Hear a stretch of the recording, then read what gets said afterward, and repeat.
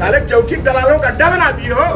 चलो नहीं पा रहे, दग जाओगे, मर जाओगे, गरीबों का खाओगे, मर जाओगे, बीबी बच्चे सब कौड़ी हो जाए। एक विधायक को एक लेबर के जायज काम के लिए चौकी में आना पड़ रहा है। तुम्हारा चौकी इंचार्ज विधायक का फोन नहीं उठा रहा है। पंडित जी पंडित हो जो खंडित हो, बता रहे दलिद्रता साले नहीं करम है। लेबरंग मार के पैसा बनेंगे, पंडित बने घूमते, ऐसे साले पंडित होते हैं। उत्तर प्रदेश में कानून व्यवस्था का हाल क्या है, इसके लिए मुख्यमंत्री योगी आदित्यनाथ और बीजेपी के दावे कुछ और होते हैं और मीडिया उसे ऐसे प्रचारित करता है कि कानून का राज चल रहा है। लेकिन उत्तर प्रदेश में सरकार जिसकी है भारतीय जनता पार्टी, उसी के विधायक ने उत्तर प्रदेश की कानून व्यवस्था और पुलिस की पोल खोल कर रख दी है कि पुलिस उत्तर प्रदेश में कैसे काम कर रही है, पुलिस कितनी करप्ट हो चुकी है, पुलिस पीड़ितों के ही खिलाफ काम करने लगती है और पुलिस ताकतवर लोगों के सामने गठबंधन बना करके कमजोर लोगों के शोषण करने का जरिया बन चुकी है। पुलिस भ्रष्टाचार का अड्डा बन चुकी है, वसूली का तंत्र बना चुकी है। ये बातें मैं नहीं कह रहा, उत्तर प्रदेश में बीजेपी के विधायक कह रहे हैं। जरा गौर से सुन लीजिए, फिर मैं आपको और भी उदाहरण इसके दूंगा, सबूत दूंगा कि उत्तर प्रदेश में कस्टोडियल डेथ का मामला कितना गंभीर होता जा रहा है। पुलिस पकड़ कर ले जाती है, बाद में मौत हो जाती है और मौत होने के बाद जब प्रदर्शन होता है तो उन लोगों के खिलाफ पुलिस क्या करती है।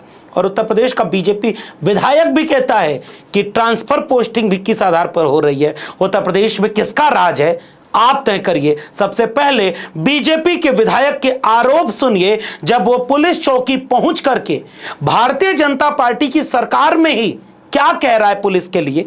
गौर से सुन लीजिए। साले चौकी दलालों का अड्डा बना दिए हो। एक गरीब आदमी, मजदूर आदमी मजदूरी करके किस तरीके से यहाँ गांजर क्षेत्र में बाढ़ आई हुई है, इस बाढ़ में अपने भाई को भेज करके मजदूरी लखनऊ में मजदूरी कर रहा है, उसका मजदूरी का पैसा नहीं दिया तो नहीं दोगे, 1 महीना हो गया, 2 महीना हो गया, इनकी बाइक लेकर के आ गया। कौन सा गुनाह कर दिया? आपको जब जानकारी है तो इसको कह देते इसका 10,000 रुपया दीजिए मजदूरी का, ये अपनी बाइक ले जाइए। ये तुमको चोर नजर आता है, डकैत नजर आता है, क्या कहाँ नजर आ रहा है? काम किया है ना वो। एक विधायक को एक लेबर के जायज काम के लिए चौकी में आना पड़ रहा है। तुम्हारा चौकी इंचार्ज विधायक का फोन नहीं उठा रहा है। कितने दिन इसको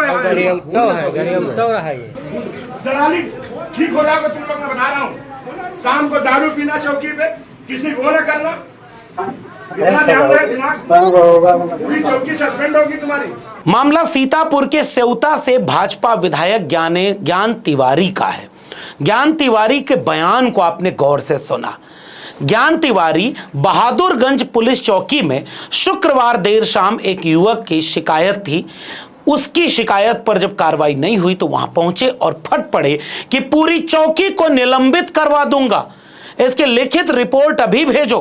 तुम्हारा दिमाग खराब हो गया है, मेरा फोन तक नहीं उठाते। एक जनप्रतिनिधि को खुद चौकी पर आना पड़ रहा है, आपके पास मेरा फोन नंबर भी नहीं है। इस योगी राज में अगर पीड़ित की नहीं सुनी जाएगी तो फिर क्या सपा में सुनी जाएगी? ऐसी लापरवाही बर्दाश्त नहीं की जाएगी।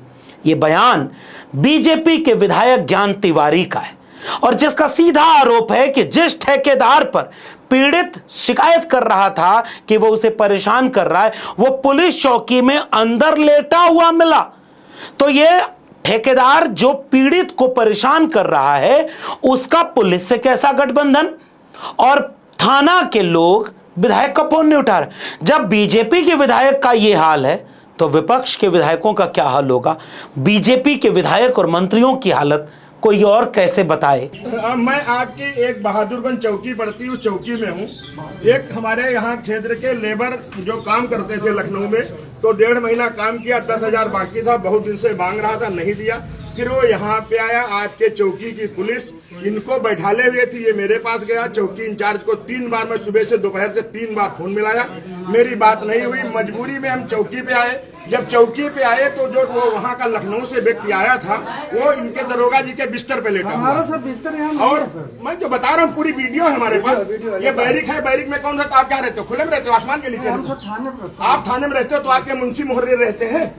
अब आप समझ लीजिए कि उसपे वो लेटा हुआ है, लखनऊ से जिसका लैमार है, और इनसे कह रहे हैं 5,000 तुम दो तब बचोगे, नहीं तुम्हारे पे लूट का मुकदमा लिख जाएगा। ऐसे वैसा कैसे चलेगा? विपक्ष कहता तो सब लोग और आपको भी गुदगुदी होती, बीजेपी के विधायक का ही तो सुना जाएगा। लेकिन बीजेपी का विधायक कह रहा है कि ये फोन नहीं उठा रहे। अब पूरे मामले को जरा गौर से सुनिए और देखिए कि उत्तर प्रदेश में कानून का राज कैसे काम कर रहा है। ठेकेदार दिनेश मिश्रा पर एक मजदूर युवक आरोप लगाता है कि उसने काम करवा के 10,000 रुपए की मजदूरी नहीं दी। जब वो मांगने जाता है तो ठेकेदार उसे धमकी देकर भगा देता है। मजदूरी देने की बजाय उससे 5,000 रुपए मांग की जाती है। पीड़ित युवक की शिकायत पर ठाकुरगंज पुलिस चौकी की टीम ने कोई कार्रवाई नहीं की, बल्कि ठेकेदार दिनेश मिश्रा युवक से उल्टा 5,000 रुपए मांगने लगा।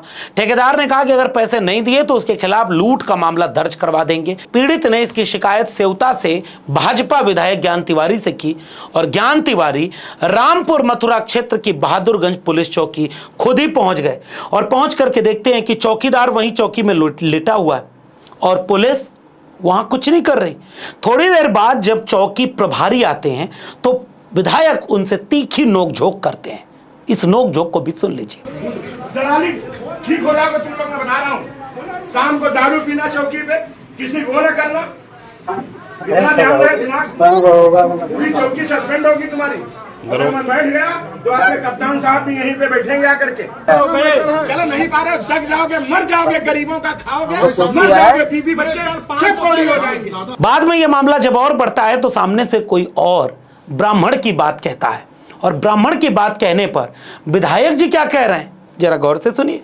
पंडित जी हैं, पंडित हो या खंडित हो, बता रहे हैं। दलिद्रता साले नहीं कर्म है। ये लेबरंग मार के पैसा बनेंगे, पंडित बने घूमत, ऐसे साले पंडित होते हैं। लेबरंग पैसा मार करके दारू मुर्गा बिरयानी काट के कहीं पंडित हैं। ये सत्ताधारी दल बीजेपी के विधायक कह रहे हैं। कोई और कहा होता और ब्राह्मण का नाम ले लेता, ऐसा कुछ बोल देता, हिंदू संगठन सड़क पर उतर जाते। हाय सनातन का अपमान, हाय ये ब्राह्मण विरोधी, क्या बोल रहा है ये व्यक्ति जो बीजेपी का विधायक है। इसके बाद पुलिस का बयान आता है, उच्च अधिकारियों तक जब मामला पहुंचता है तो उच्च अधिकारियों का बयान आता है और वो कहते हैं कि हम दोनों की जांच करेंगे और देखेंगे कि हो क्या गया। अब जांच के बाद क्या होगा क्या नहीं होगा इसकी इंतजार में ना आप बैठेंगे ना हम बैठेंगे, क्योंकि उत्तर प्रदेश के हर पुलिस चौकी में, हर चौकी के भीतर ऐसे कई मामले रोज आते होंगे। परेशान, पीड़ित, दुखी, हारे मजदूर, मजलूम लोग न्याय मांगने पुलिस की चौखट पर जाते हैं। जब पुलिस न्याय न दे पाए तो फिर न्याय मांगने वो कहां जाएंगे? जनप्रतिनिधि के पास जाएंगे। और जनप्रतिनिधि जब सत्ताधारी दल का हो और उसका ही पुलिस वाले फोन न उठाएं और जिसके ऊपर आरोप लगाए पीड़ित वही पुलिस चौकी में लेटा मिले, ये एक बहुत अच्छे गठजोड़ का आपके सामने उदाहरण मिल रहा है। सीतापुर का यह उदाहरण, पुलिस और ठेकेदार एक ही चौकी पर अंदर लेटे हुए हों, साथ दिखें, यह बताता है कि उत्तर प्रदेश में कानून के राज की वास्तविक स्थिति क्या है। इसलिए आपको भी विचार करना होगा कि उत्तर प्रदेश में कानून का राज कितना है। मुख्यमंत्री योगी आदित्यनाथ के दावे क्या हैं? मीडिया उत्तर प्रदेश में कानून का राज है, जंगल राज नहीं है, यह नैरेटिव बनाने में व्यस्त है, क्योंकि पहले ही इसी उत्तर प्रदेश की बीजेपी सरकार में कैबिनेट मंत्री आशीष पटेल जी सार्वजनिक तौर पर यह आरोप लगा चुके हैं कि 1700 करोड़ रुपए का जो मीडिया के ऊपर सूचना विभाग का बजट है उसका इस्तेमाल यही होता है पीडीए के मंत्रियों के खिलाफ साजिश करना, उनके विरोध में रिपोर्टिंग करवाना, खबरें छपवाना, और पुलिस प्रशासन का जो अंदर खाने रवैया है इस पर मीडिया में चर्चा न हो, जंगल राज जो उत्तर प्रदेश में चल रहा है इस पर चर्चा न हो, इसको मैनेज कर लेना। इसीलिए तो अखिलेश यादव समाजवादी पार्टी के मुखिया और पूर्व मुख्यमंत्री, उन्होंने कितने गंभीर आरोप लगाए और गंभीर आरोप लगाते हुए कस्टोडियल डेथ का मामला उजागर किया। गौर से सुनिएगा विपक्ष की आवाज को। आंकड़े ये भी बताए सरकार, सबसे ज्यादा असुरक्षित महिलाएं कहां हैं, सबसे ज्यादा असुरक्षित बेटियां कहां हैं, सबसे ज्यादा बेटियों के साथ घटनाएं कहां हो रही हैं, कस्टोडियल डेथ कहां हो रही है। अखिलेश यादव जिन दो मामलों को उठा रहे हैं, यानी गाजीपुर से लेकर हरदोई का मामला, हरदोई में एक लोधी समाज का व्यक्ति और गाजीपुर में एक सवर्ण समाज का व्यक्ति, कस्टोडियल डेथ। अब आप देखिए गाजीपुर में क्या घटना हुई, वीडियो देखिए ना दोनों उनके, जब मर गया उसका भाई तो क्या कहा गया, ये लॉ एंड ऑर्डर है, ये कॉन्स्टिट्यूशन है, ये डेमोक्रेसी है। बताओ, आप टेबल पे बैठ करके समझौते करा रहे हो आप। उस सफेद टेबल पे सफेद झूठ बोला जा रहा है और सच्चाई है 10 लाख में नहीं समझौता, ज्यादा लाख में समझौता हुआ होगा। जो व्यक्ति 10 लाख दुख में वापस कर रहा हो, उसने दुख अपने भाई के मरने का जो वीडियो दिखाया, हम उसको सच माने कि बात को सच माने? आखिरकार जान गई, सजा किसको मिल रही है? क्योंकि पुलिस से इन्हें गलत काम कराना है, पुलिस से गलत काम करना है, इसलिए पुलिस को बचाना है। उन्हें न्याय नहीं मिलेगा उस परिवार को। बताया जाता है कि यूपी के हरदोई में पुलिस कस्टडी में रवि राजपूत की मौत हो गई।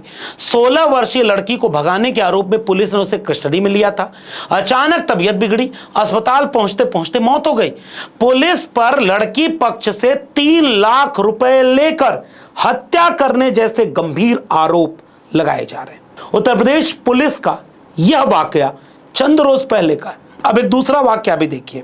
गाजीपुर में पुलिस हिरासत में मौत का मामला। सियाराम उपाध्याय की मौत में सीबीआई जांच और 50 लाख मुआवजे की मांग की गई।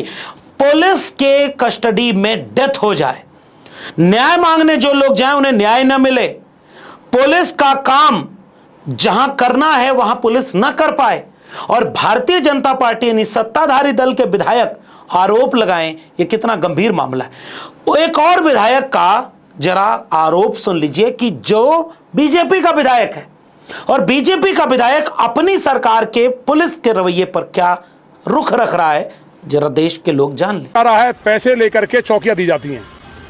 मैं बहुत गंभीर बात, मैं विधायक हूं लेकिन तकलीफ के बात कह रहा हूं। मैं वायरल नहीं करना चाहता।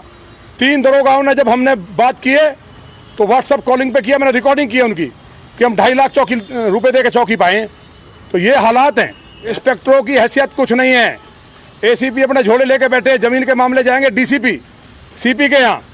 एक आलम इतना बड़ा मामला मेरी चिट्ठी के बाद अगर छोड़ दिया गया है तो मैं धरने पे बैठूंगा मुख्यमंत्री जी के। मैं फिर से कह रहा हूं कि पूरी टेलीविजन, मीडिया, अखबार कभी ये नहीं दिखाएंगे कि उत्तर प्रदेश में किसका राज है, राम का राज या जंगल राज, क्योंकि मीडिया और बीजेपी ये कहती है कि राम राज्य आ गया है, लेकिन हकीकत क्या है, किसका जंगल राज आया है और पीडीए के लोग कितने प्रताड़ित हो रहे हैं, इसका सबूत एनसीआरबी के आंकड़े, अपराधों की बढ़ती प्रवृत्ति, महिलाओं के खिलाफ अपराध, दलितों के खिलाफ अपराध, पिछड़ों के खिलाफ, मुसलमानों के खिलाफ, गरीबों, कमजोरों, मजलूमों के खिलाफ और बुलडोजर को न्याय का प्रतीक जिस उत्तर प्रदेश में बनाया गया था, उस उत्तर प्रदेश की यह तस्वीर देख करके आपको कैसा लगता है और क्या कहेंगे? इसी उत्तर प्रदेश में पुलिस का सबसे बड़ा अधिकारी परमानेंट नहीं है, क्योंकि लखनऊ का दिल्ली से झगड़ा चल रहा है। 2 इंजन आपस में टकराते हैं, इसलिए पुलिस के अधिकारियों पर बड़ी राजनीति हो जाती है। जितना बड़ा अधिकारी उतनी बड़ी राजनीति, जितना छोटी पोस्टिंग उतनी ही पोस्टिंग में गड़बड़ी है। वही उत्तर प्रदेश है जिसमें अखिलेश यादव जाति देखकर मुख्यमंत्री के स्वजाति लोगों को बड़ी बड़ी पोस्टिंग और उसी थाने में पीड़ित समुदाय 90% पीडीए परिवार का। ये उत्तर प्रदेश में क्या जंगल राज नहीं है? और उत्तर प्रदेश में पुलिस ही पुलिस को पकड़ रही थी। ये वही उत्तर प्रदेश है जिसमें पुलिस का अपहरण करती है। ये वही उत्तर प्रदेश है जिसमें पुलिस फिरौती मांगती है। ये वही उत्तर प्रदेश है जिसमें जाने कितने आरोप लगते रहे और चुनाव तो अभी 27 में है, लेकिन मीडिया मैनेज करके सब कुछ मीठा मीठा दिखाया जाए ताकि ये खबरें आप तक नहीं पहुंच पाएं। लेकिन हमारी कोशिश इन खबरों को दिखाकर यह है कि रक्षक भक्षक बन जाएंगे तो फिर न्याय मांगने जनता कहां जाएगी? और जनता को अगर न्याय और सुरक्षा नहीं मिलेगी, उनके जीवन में बदहाली होगी, तो तमाम तानाशाही सरकारों को जनता ने वक्त आने पर उखाड़ फेंका और भारत का संविधान हाथ में लेकर जनता सबक सिखाएगी कि न्याय, सुरक्षा, समता अगर जो सरकार न दे पाए वो सरकार को बदल देती है। अगर यही बात विपक्ष कहता तो आपको लगता कि राजनीति है, जनता कह रही है, तब तो आप समझिए और इस बात को गांव-गांव पहुंचाइए। अगर ये वीडियो जरूरी लगे तो इसे लोगों तक शेयर जरूर करिएगा। इस वीडियो में इतना ही। मेरे चैनल को अगर अब तक सब्सक्राइब नहीं किया है तो जाते थे चैनल को सब्सक्राइब करना मत भूलिए। बेल आइकॉन यानी घंटी की बटन दबाएंगे तो अगली वीडियो की सूचना मिलेगी। ज्वाइन करेंगे तो मैं ताकत और हिम्मत मिलेगी। अगर आप इस वीडियो को ट्विटर यानी एक्स या फेसबुक पर देख रहे हैं तो हमें फॉलो करना मत भूलिए। फिर मिलेंगे, तब तक के लिए बहुत बहुत धन्यवाद।